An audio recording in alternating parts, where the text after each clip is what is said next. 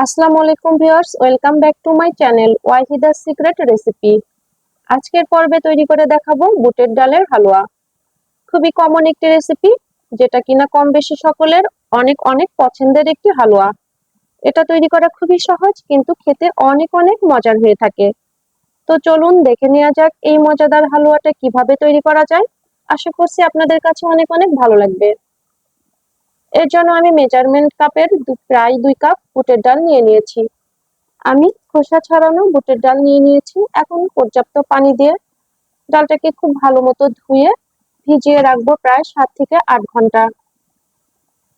তবে আপনাদের হাতে সময় না থাকলে গরম পানিতে 2 থেকে 3 ঘন্টা ভিজিয়ে রাখলেও হবে। তবে আমি সারা রাতের জন্য বুটের ডালটাকে ভিজিয়ে রাখবো। দেখুন, সারা রাত পরে সকালে ডালটা ফুলে ডাবল হয়ে গিয়েছে। এখন আমি আবারও পরিষ্কার করে ধুয়ে একটি প্যানে সিদ্ধ করে নিব। এর জন্য প্যানের মধ্যে আমি ডাল দিয়ে দিলাম এবং সাথে দিলাম 3টা তেজপাতা, 3 টুকরা দারচিনি এবং কয়েকটি এলাচ।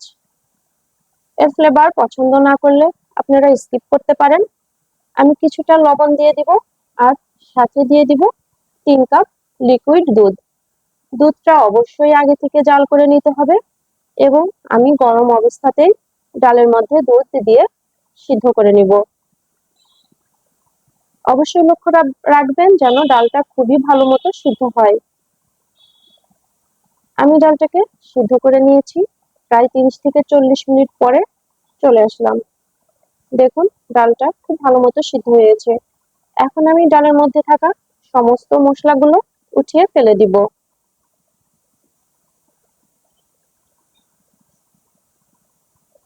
ডালটা খুবই ভালো মতো সিদ্ধ হয়েছে। এখন আমি এই ডাল ব্লেন্ড করে নিব। তবে আপনারা চাইলে পাটাতেও বেটে নিতে পারবেন। আমি একটি প্যান নিয়ে নিয়েছি। এখন প্যানের মধ্যে দিয়ে দিব ঘি। আমি হাফ কাপ ঘি দিয়ে দিলাম। অবশ্যই ঘি দেওয়ার চেষ্টা করবেন যে কোনো হালুয়াতে। ঘি দিলে হালুয়ার ফ্লেভার অনেক ভালো আসে।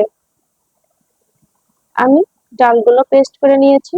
অবশ্যই মিহি পেস্ট করে নেবেন যেন কোনো লাম্পস না থাকে। এখন আমি ঘিয়ের মধ্যে দিয়ে দিচ্ছি ডালের পেস্ট। অনবরত নেড়ে চেড়ে হালুয়া রান্না করতে হবে। ভিউয়ার্স, আপনাদের কাছে আমার অনুরোধ, যারা আমার চ্যানেলটিকে সাবস্ক্রাইব করেননি প্লিজ সাবস্ক্রাইব করে দিবেন এবং ফেসবুক পেজ থেকে দেখলে ফলো দিয়ে দিবেন। আমি দিয়ে দিচ্ছি 1 কাপ চিনি। আর যারা মিষ্টি খেতে বেশি পছন্দ করেন তারা বাড়িয়ে নিতে পারবেন। চিনি দেওয়ার পরে অনবরত নেড়েচেড়ে হালুয়াটা রান্না করব। অবশ্যই লক্ষ্য রাখতে হবে যেন নিচের দিকে ধরে না যায়। নিচের দিকে ধরে গেলে হালুয়াটা খেতে একদম ভালো লাগবে না। তাই অনবরত নেড়েচেড়ে হালুয়াটা রান্না করতে হবে।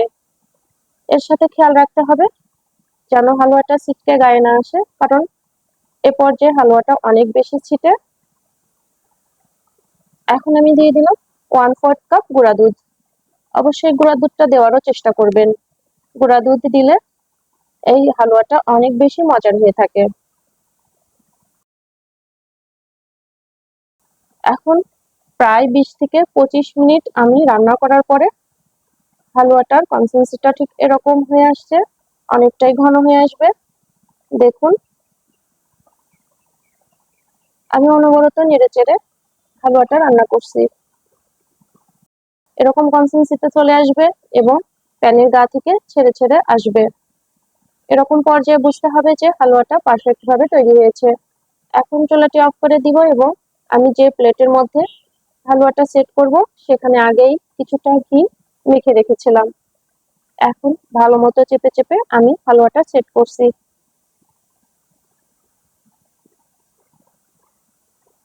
আমি এর উপরে কিছুটা দিয়ে দিব বাদাম কুচি।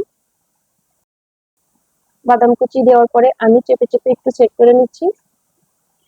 আর এই বাদাম কুচিগুলো আমি গরম অবস্থায় দিয়ে দিলাম, এতে করে খুব ভালো মতো সেট হবে। এখন রেখে দিব প্রায় 3 ঘন্টা মতো ঠান্ডা হওয়ার জন্য। দেখুন কতটা লোভনীয় হয়েছে। এই বুটের হালুয়াটা অনেক বেশি মজার হয়ে থাকে। অবশ্যই আপনারা বাড়িতে ট্রাই করবেন।